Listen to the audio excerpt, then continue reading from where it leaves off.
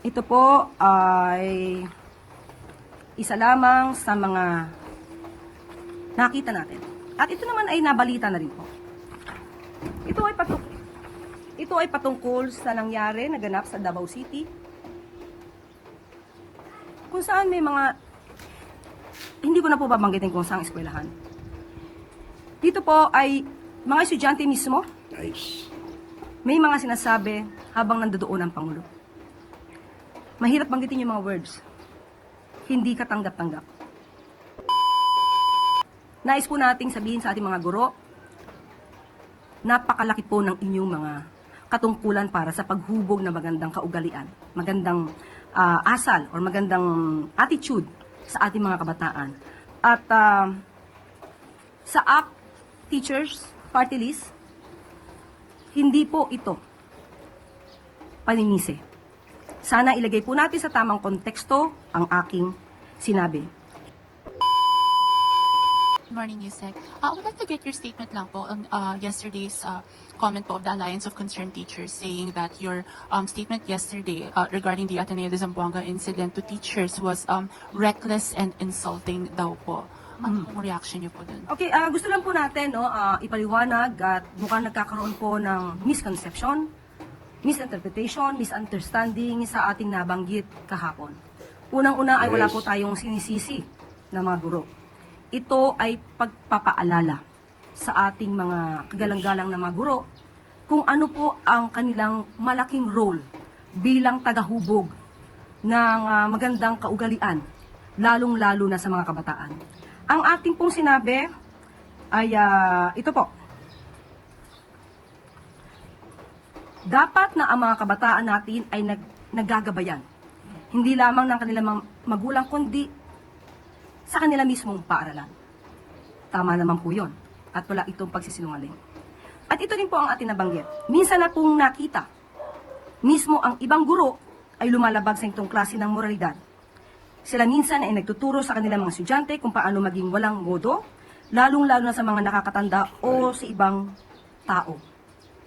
So, kung sila man ay mayroong naramdaman na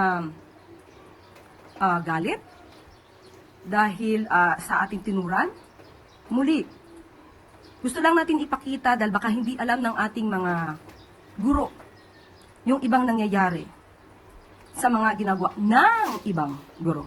So, nais ko pong ipaliwanag kung saan po ito nagmula para hindi po sila maiba ang kanilang pananaw sa ating sinabi. Dahil gusto ko rin po namang mapatunayan na itong ating sinabi ay naaayon din po sa mga naimbestigahan. Ito po ay isa lamang sa mga nakita natin. At ito naman ay nabalita na rin po. Nice. Ito ay patungkol sa nangyari, naganap sa Davao City, kung saan may mga, hindi ko na po babanggitin kung saan eskwelahan. Dito po ay mga estudyante mismo, may mga sinasabi habang nandoon ang Pangulo. Mahirap banggitin yung mga words. Hindi katanggap-tanggap. Para mga kabataan ang magsalita ng ganito. So, ibibigay ko na lang siguro sa inyo kung ano yung mga sinabi nila. Yung isa nag-start sa letter B, yung isa nag-start sa letter Y, yung isa nag-start sa letter M and H. So, mga salitang hindi sana namumutawi sa ating mga kabataan. Ako mismo ang nagkipag-ugnayan kay Secretary Sani Angara patungkol po dito. At nung una po ay nagkaroon ng pag-deny ang pamunuan. Ngunit nung mas malalim na pag-iimbestiga, nalaman natin ang katotohanan patungkol sa mga ginawa ng mga estudyante. At isa pa po ito, maliban po dito, at ngayon po ito ay under investigation pa rin po. Isa po itong video. Isa po itong video na gawa ng isang guro. Di na po namin babanggitin kung sino po ito at kung anong paaralan. Dito po, Yes. mismong estudyante niya ang tinuruan niya ng mga salitang mapang-insulto. At ako rin po ang nakipag-ugnayan mismo kay Secretary Sani Angara Tama. upang ito ay ma-call out, malaman kung ang video na ito ay verified, kung totoo. At umamin po ang guro na totoo niyang ginawa. At siya po ay nagbigay ng paumanhin. At sa ngayon po, ang kasong ito, meron pong kaso ng administrative case laban sa nasabing guro. Muli, bilang respeto, hindi na po natin mabanggitin ang pangalan po niya.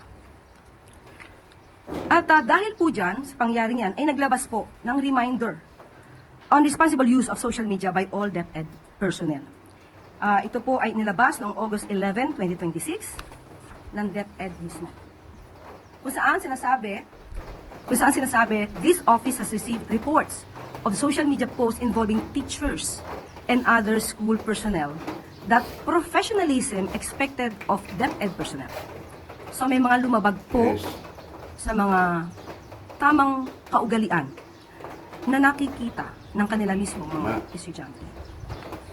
So nauunawaan po natin kung saan po nanggagaling ang ating mga guro, pero wag po nila sanang masamain kung atin lamang nire-remind at pinapaalalahanan na muli na napakalaki po ng inyong role bilang pangalawang magulang sa ating mga kabataan at hindi ko po kailanman hindi bibigyang galang ang mga guro.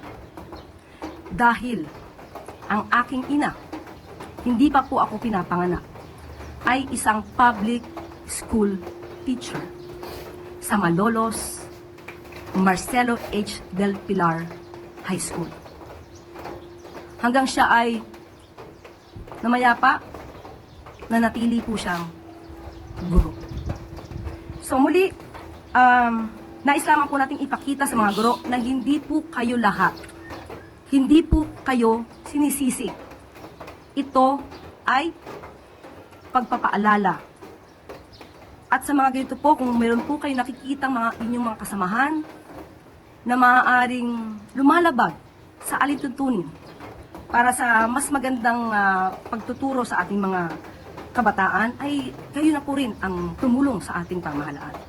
At ito rin po ay makakatulong sa ating mga kabataan. Hindi po natin ito pwedeng hindi isiwalat. Kailangan din pong malaman ng ibang mga magulang kung ano yung nangyayari sa ating mga paaralan. So sa ganito po ay nais po nating sabihin sa ating mga guro, napakalaki po ng inyong mga katungkulan para sa paghubog ng magandang kaugalian, magandang asal o magandang attitude sa ating mga kabataan. At sa ACT Teachers Party List, Yes. hindi po ito paninisi. Sana ilagay po natin sa tamang konteksto Yes. ang aking sinabi. Hindi ito pag-atake sa mga guro. So, simple lamang po, ang ating mga guro, maaari po nating turuan ang ating mga estudyante kung paano magbigay ng tamang pagpapahayag. Kung meron silang sasabihin against the government, karapatan po yan.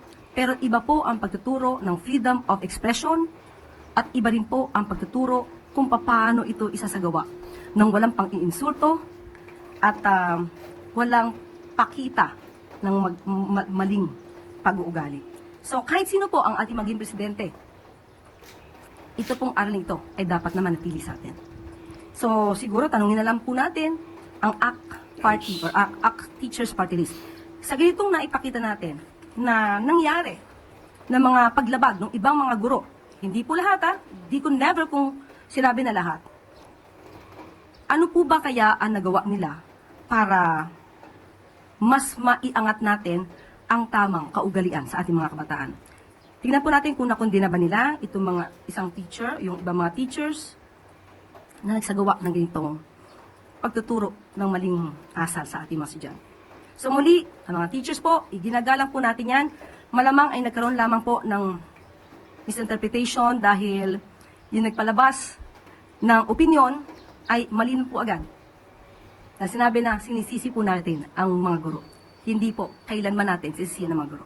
Ito ay isang paalala lamang. At pati naman po, ang DepEd ay meron din po silang mensahe patungkol po dito. Gusto lang linawin na hindi ito tungkol sa paninisi sa mga guro. Ang punto ay kilalanin ang napakahalagang papel nila bilang pangalawang magulang ng ating mga learners. Malaki ang papel nila sa paggabay, pagprotekta at paghubog ng values and character ng ating mga anak. Pati na rin ang pagiging mabuting halimbawa sa kanila. So yan po mga guro, kayo po ay iginagalang at binibigyang respeto, lalong-lalo na ng Pangulo at ng administrasyong ito. Okay, sunod na tanong mula kay Ann Soberano Bomborado. May follow-up ba, Ivan? Go ahead. Yusek, in that lengthy response, you did not mention the word apology. So you're not apologizing to the teachers. Regardless if these are members of Alliance of Concerned Teachers or baka meron lang po mga ordinaryong mga guro na nasaktan doon sa sinabi ninyo. Kaya nga po, sabi po natin, kinikilala po natin yung nasaktan nilang damdamin. At gusto kong ipaliwanag kung saan maaaring nanggaling yung sama ng loob nila. Dahil never po ako nanisi ng guro. Maliwanag po yung sinabi natin kahapon.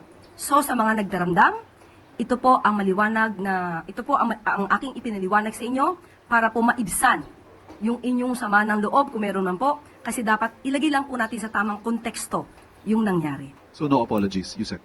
Ivan, hindi tayo pwede dito magkaroon ng, sorry for the word. Ayoko magkaroon ng additional na pang-iintriga dito. Dahil, muli, gusto kong linawin, naiintindihan ko po kung saan nanggagaling yung mga guro, at wala po tayong sinabi na sila ang dapat sisihin. Ipinapakita lamang po natin kung gaano kalaki yung kanilang role bilang pangalawang magulang sa ating mga kabataan.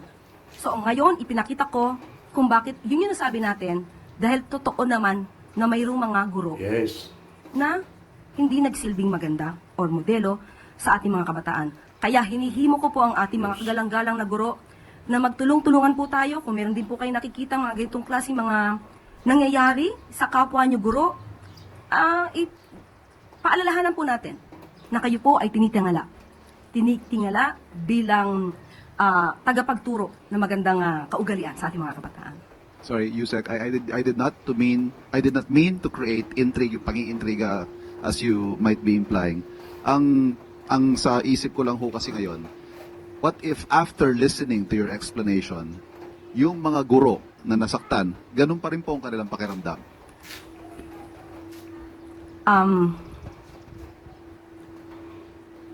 Iniisip ko, saan ba dapat nasabihin kong mali ako? Sa ngayon po, saan iniisip ko dahil maliwanag yung aking pagkakasabi, nagkaroon lang ng maling konteksto nung sinabi ng ACT Party List or ACT Teachers na sinisisi ko ang mga guro. Wala po akong sinabi na sila ang may kasalanan. Kahit ulit-ulitin po nila yung ating sinabi, yan po ay pagpapaalala lamang na sila po ay mga iginagalang na guro na maghuhubog ng tamang kaugalian sa ating mga kabataan.